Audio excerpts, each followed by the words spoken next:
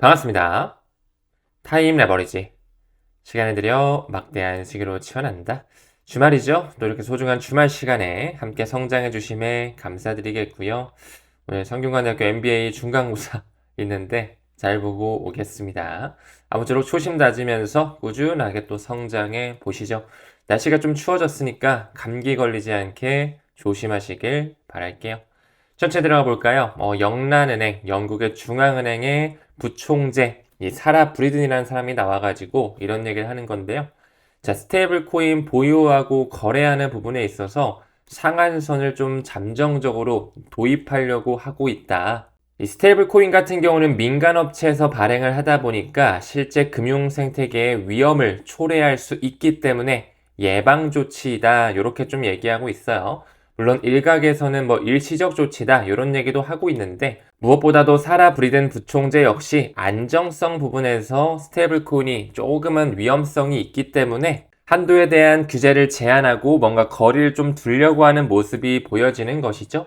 무엇보다 스테이블 코인, CBDC, 암호화폐 결제 앞으로 더더욱 활성화가 될 것인데 법과 제도가 만들어지는 과도기로 큰 그림으로 봐주시면 좋을 것 같고 무엇보다 영란은행만 지금 이러는 게 아니라 그 윗단에 있는 BIS나 IMF와 같은 이런 국제 기구들이 꾸준하게 스테이블 코인에 대한 이 위험에 대해 경고하고 있다 보니까 많은 각국의 중앙은행들의 수장들이 통화의 주권을 지키기 위해서 노력하는 모습 또한 보이고 있습니다. 우리가 여기서 중요하게 바라봐야 될 것은 이 스테이블 코인 자체가 단일성, 탄력성, 무결성, 더 나아가서 민간 업체에서 활용하는 화폐이다 보니 이 개인정보에 대한 리스크 우려까지도 있죠. 무엇보다 그들은 중앙은행에 대한 개입을 권고하고 있고 CBDC의 세상을 뒤에서는 준비하고 있다.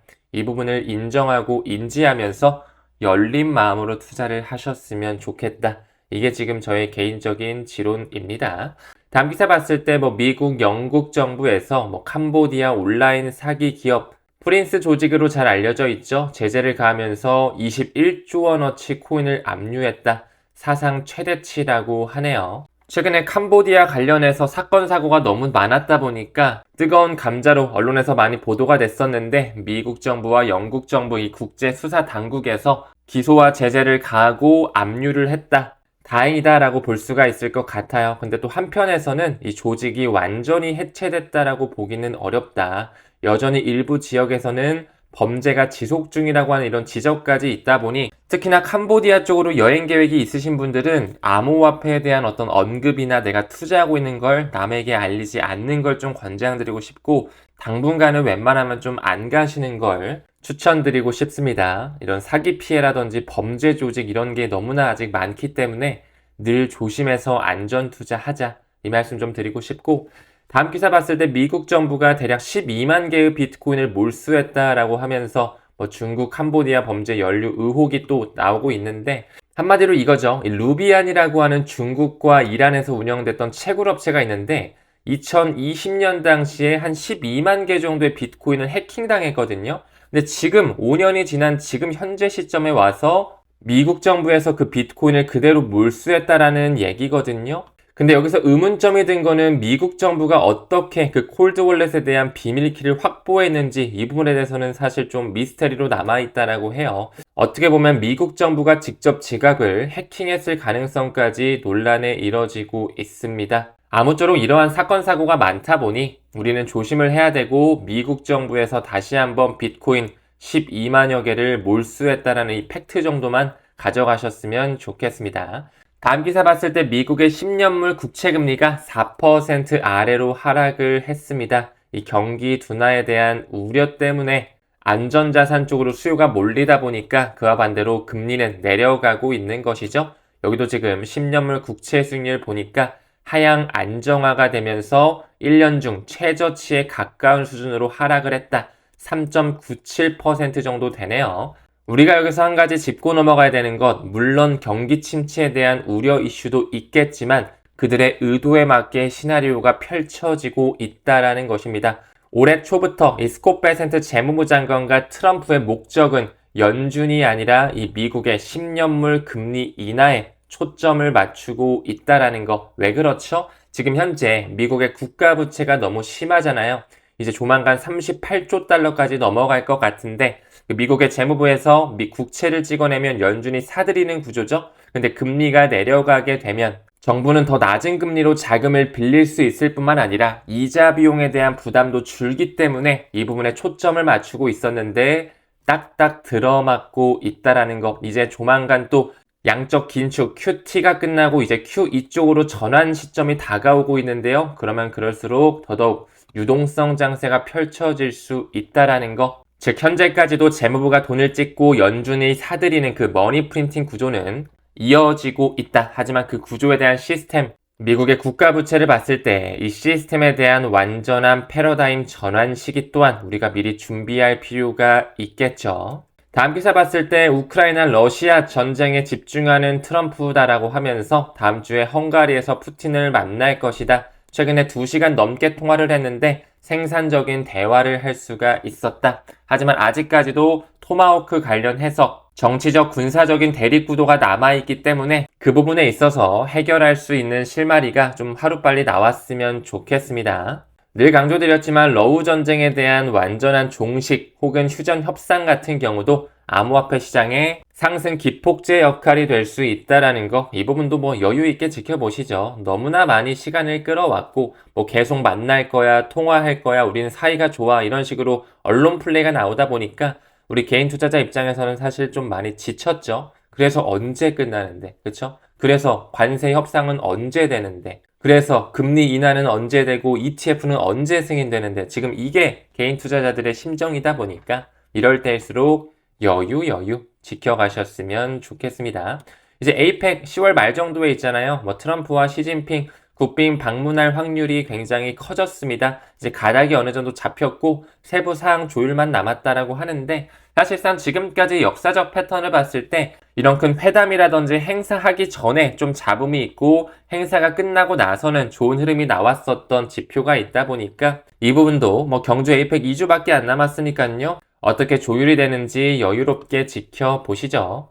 최근에 트럼프발 이슈로 시장이 계속 좀 힘들었잖아요. 우리 구독자 선생님들께서는 매우 긍정적인 마인드로 기회라고 생각하고 추매를 하고 있네요. 어차피 리플 5년, 10년 들고 갈 거라면 지금 현재의 가격대 매우 저렴하고 매력적인 가격대이지 않을까 싶습니다.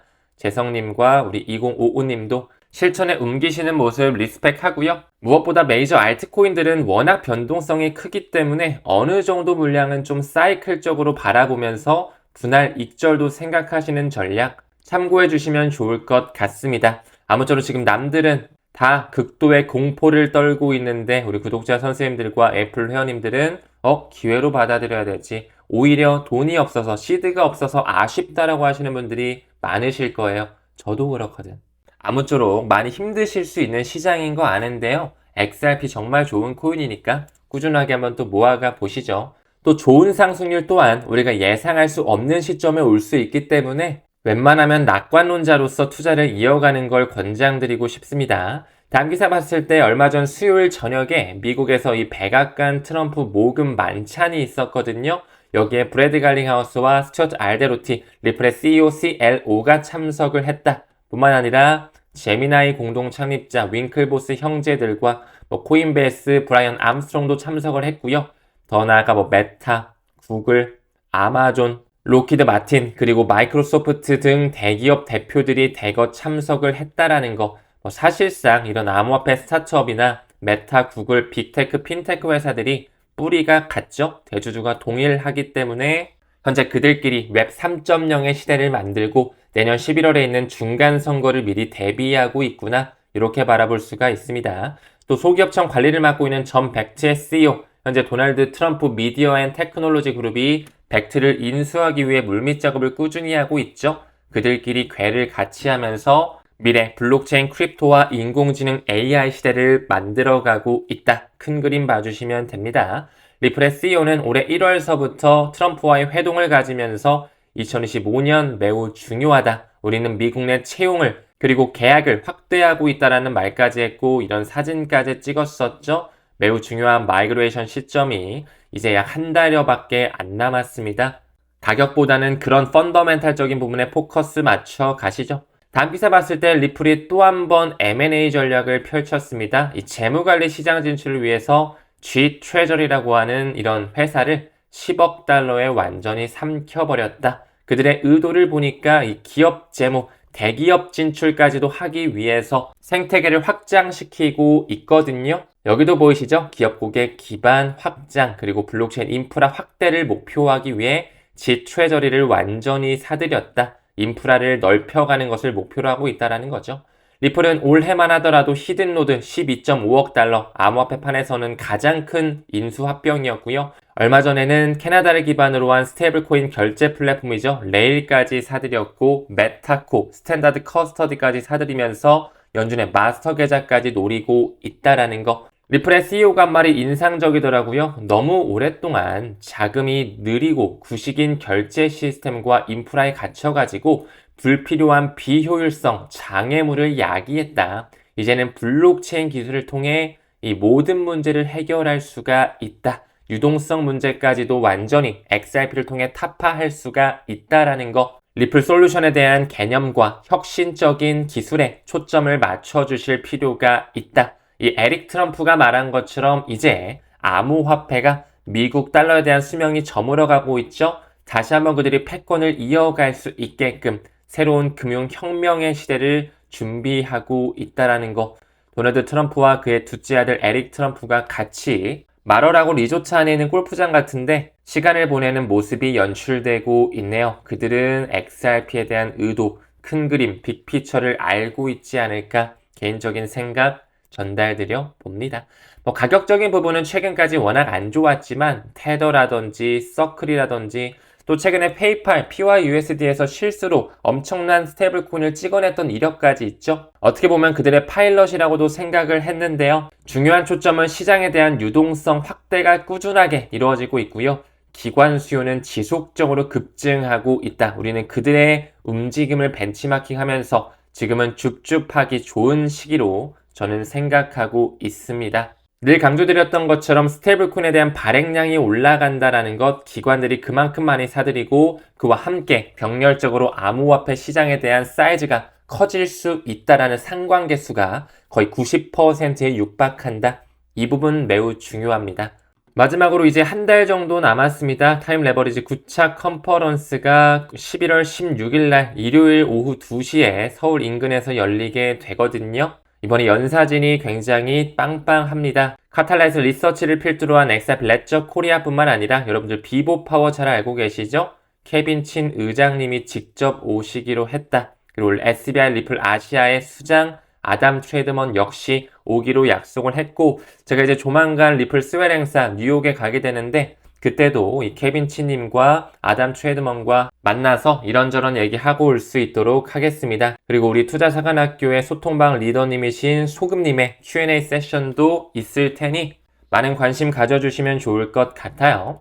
또한 요즘에 디센트 관련해서 문의를 많이 주셔가지고 제가 11월 정도에 디센트 CBO님과 함께 유튜브 라이브로 특별 수업을 하려고 하는데 이 부분은 제가 전체 공개로 좀 진행을 하도록 하겠습니다. 워낙 많은 문의가 있었기 때문에 어떻게 설치하고 어떻게 업그레이드하고 어떻게 입출금 하는지 이런 부분 궁금해하신 분들이 많으실 텐데 미리 구매하셔서 이 특별 수업 꼭 들으시길 바라겠습니다. 그리고 도플러 파이낸스라든지 플레어 네트워크를 활용한 디파이 상품에 관해서도 많은 문의가 있는데요. 이 9차 컨퍼런스에서도 다루면서 안정성에 대한 부분도 함께 안내드릴 수 있도록 하겠습니다. 이번 컨퍼런스는 선착순 200분 정도만 한정해서 받으려고 생각하고 있고요. 우리 사관학교 에이플 회원님들께는 특별가로 이틀 전에 오픈을 해드렸죠. 벌써 약 100분 정도가 신청을 해주셨어요. 그래서 이제는 자리가 100석밖에 남지가 않았습니다. 혹시라도 신청을 고려하신다면 이 부분 참고해 주시면 좋을 것 같고요.